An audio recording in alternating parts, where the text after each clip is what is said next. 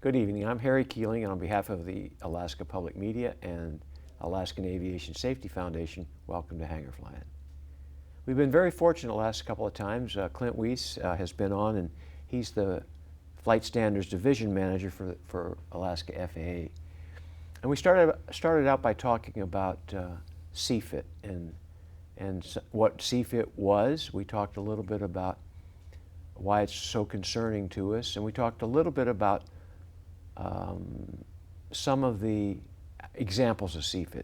But I wanted to bring Clint back for one more time to talk about a letter he wrote a few months ago, and then also maybe some best practices, how we might reverse the trend with CFIT. Clint, welcome back. Talk a little bit about the letter. Well, Harry, as we saw the trend emerging, what we want to do was, number one, raise awareness in the industry, so that they would go back and take a look at their programs and do some internal evaluation themselves. And then what we want to do is actually go out and have a discussion with the industry, and then follow back around and see what we could learn from the industry as a result of their evaluation. We'd also had, by already having discussions with the Medallion Foundation and other operators, how they have strengthened their programs, we made some recommendations out there.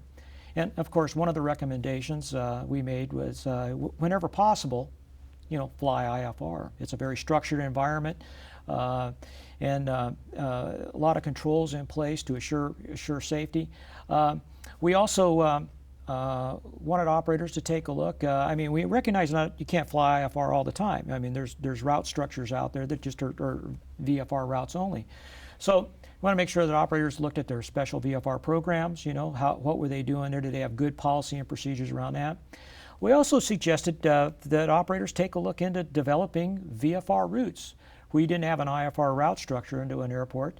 You develop a VFR, what we call VFR GPS route. You could program the route into your GPS, evaluate, analyze the route to ensure that you have proper terrain clearance, and fly it just like you would an IFR flight. We also wanted operators to take a look at their training programs.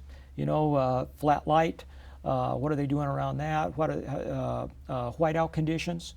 Making sure that they have good training for on avionics equipment, so that the pilot's just not learning the equipment as he's flying. That they have good, thorough training.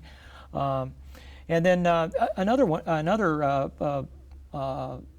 training program that's been highly successful in Southeast Alaska has been cue-based training, and that program there really allows you teach the pilot to use visual cues along a route to determine visibility, so that they know when the visibility is falling below minimums, to turn around and go back or divert or do something different.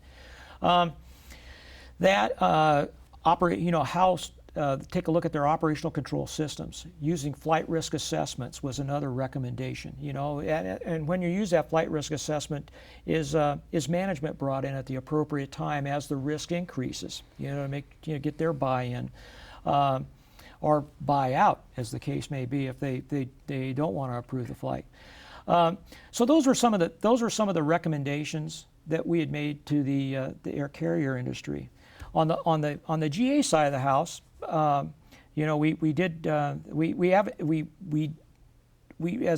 I said last time, that we took a look at some of the CFITs that we were seeing there are really not the horrific type of VFR into IMC conditions, but where they're VFR and they wind up hitting an obstacle on approach to a strip, or hitting something on departure. Some of the interventions there could be as easy as, number one, always, and for both sides of the house, getting a good weather briefing. Alaska's got a great asset out there in the form of a weather camera program, and it helped the pilot, make good decisions about go, no go. Along with that, talk to somebody before you go about the area you're going to be going into. And then when you're there, do a reconnaissance. Take a look over the strip, but not just looking at the airstrip, but looking at the approach end. What obstacles are out there? And then once you get on the ground, you know, before you depart, a lot of people go out and walk the strip. You know, they're doing it to get, you know, measure off, determine their decision point before they depart. But also take a look when you on the departure path to make sure there are no obstructions out there, so you don't hit those on departure. You may have to alter your flight path.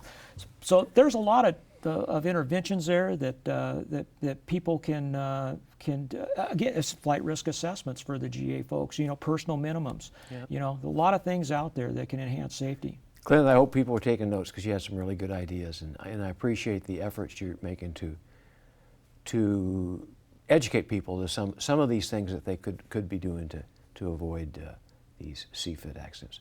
Appreciate you being on the program tonight, and the last couple of times I appreciate what you're doing, and we're all in this together. So let's keep up the good work, and we'll educate folks as best we can.